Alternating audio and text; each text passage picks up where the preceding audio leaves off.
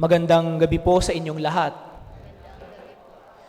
Isang beses po ako ay nagmisa sa isang area mass natin dito sa ating parokya. Yung ating coordinator doon, tinanong ko siya, bakit po konti lang ang mga nagsisimba sa ating area mass ngayon? Hindi po ba kayo nag-i-invite? Ang sagot niya sa akin, Father, iniikot ko po ang nasasakupan ng ating pamayanan.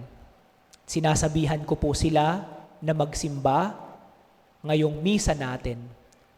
Pero po ang laging tanong nila, mayroon po bang pabigas?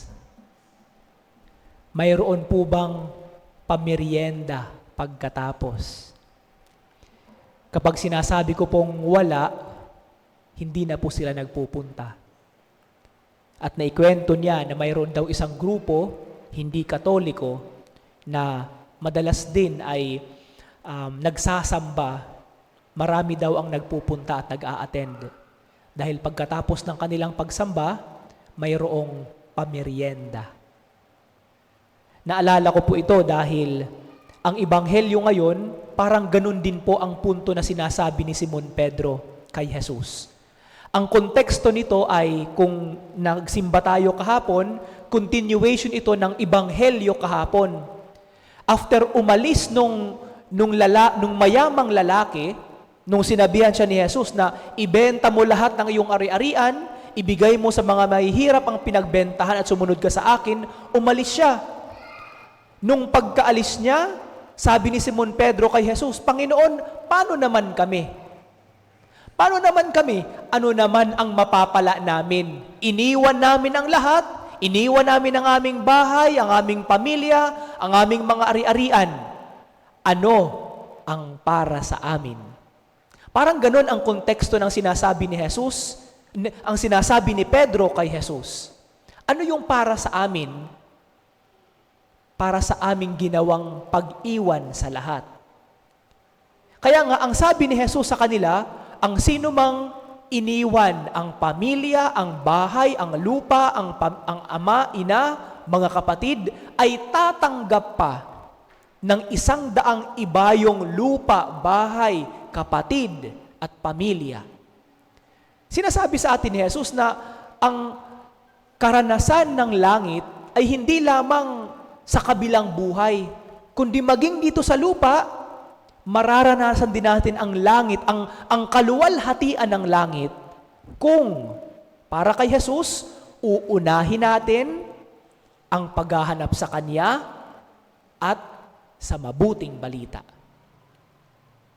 Sinasabi ni Jesus, ang paraan ng pagkukwento ni Jesus kina Simon Pedro ay maaalala natin, ay makikita natin ang konteksto sa aklat ng mga alagad.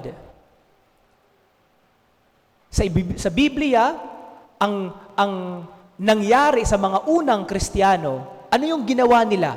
Yung pinakaunang mga Kristiyano, nagsama-sama sila.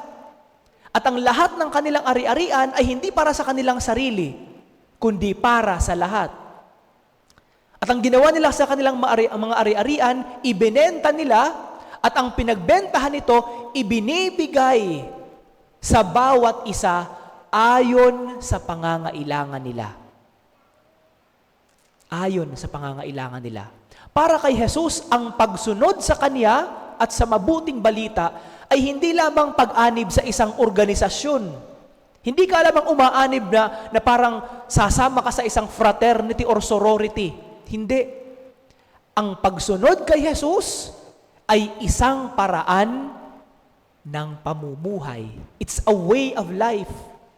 Kaya nga, ito po sana ang guiding principle ng ating mga BECs, ng ating mga pamayanan. Bakit tayo ginawa ng mga pamayanan ang mga bawat barangay natin? Bakit sinabing pamayanan ng Nazareno, pamayanan ng Lourdes, pamayanan ng Santo Niño? Bakit may mga ganong pangalan? Bakit hindi na lang Barangay Dapo, Barangay San Roque? Bakit hindi ganun na lang? Bakit kailangan lagyan pa ng pamayanan? Bakit kailangan gawing BEC? Ang guiding principle nito ay dahil Sa ating paggawa ng isang pamayanan, tinuturuan tayo na ang ating pagsunod kay Jesus, ang ating pagkakabuklod, hindi lamang isang simpleng organisasyon, kundi isang paraan ng pamumuhay na ang bawat tinatanggap ko, hindi lamang para sa akin, kundi pwede kong ibahagi sa iba. Yun po sana ang guiding principle na ating sinusunod, na hindi naman nangyayari. Or hindi pa tayo ganon kalalim ang ating pagkakaintindi sa ating mga BEC sa ating pamayanan. Kaya siguro, isang magandang paalala sa atin ang Ebanghelyo ngayon. Yung mga bagay na ating iniwan, binitawan. Ano yung mga binitawan mo sa iyong buhay para kay Jesus, para sa mabuting balita? Ano ang napala mo?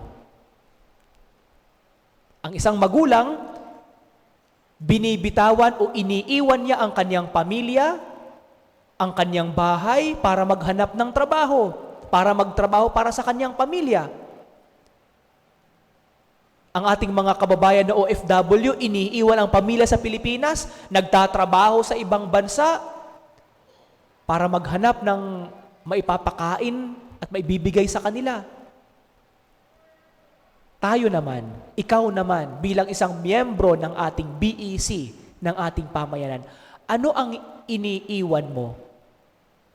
At ano ang napapala mo sa pag-iwan mo ng mga bagay na itong mahalaga para kay Jesus?